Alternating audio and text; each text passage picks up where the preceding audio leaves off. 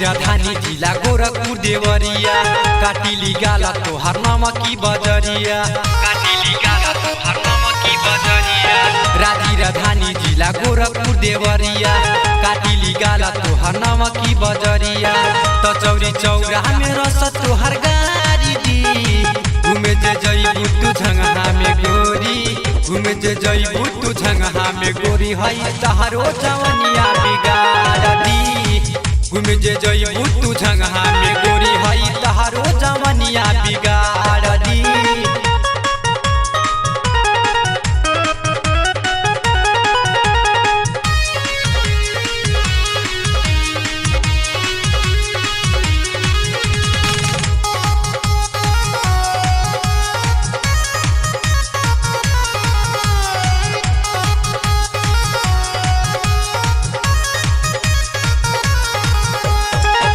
मोतीरा मलूटल चाहे तो हंसे लहार हो कुशीनगर जिला तोहार चोली दी है फार हो मोतीरा मलूटल चाहे तो हंसे लहार हो कुशीनगर जिला तोहार चोली दी है फार हो मिलल बारू आज मौका से गोरी बलू घाटा में नथिया उतार दी घूम जे जइबू तू झंगहा में गोरी हई तहारो जवनिया बिगाड़ दी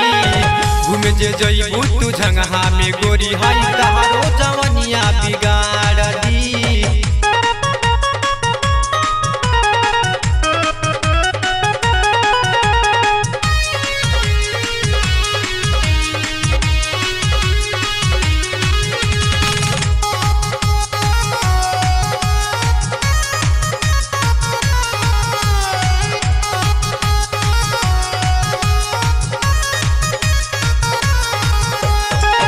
सारा लोगवा धाइल चाहे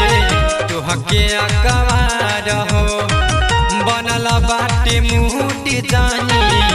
कर तू बेकार हो सभी लोगवा धाइल चाहे तोहके अकवार हो बनल बाटे मुहूर्त जानी कर तू बेकार हो अरे बरही में बच के न जइबू तू गोरी भले डीजे के पीकर पारती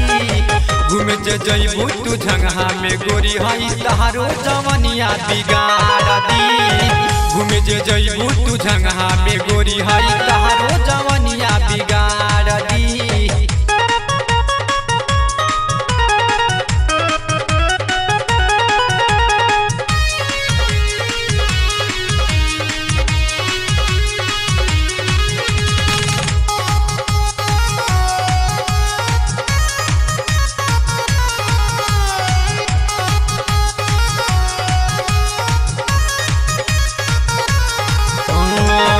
पवन सचिन के तू कर जनिमाना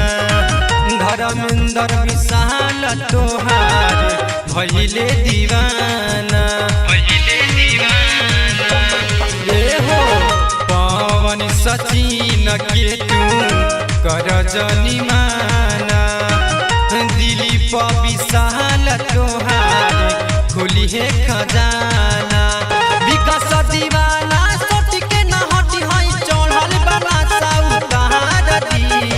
घूमे जे जइबू तू झंगहा में गोरी हई तहारो जवनिया बिगाड़ दी घूमे जे जइबू तू झंगहा में गोरी हई तहारो जवनिया बिगाड़ दी।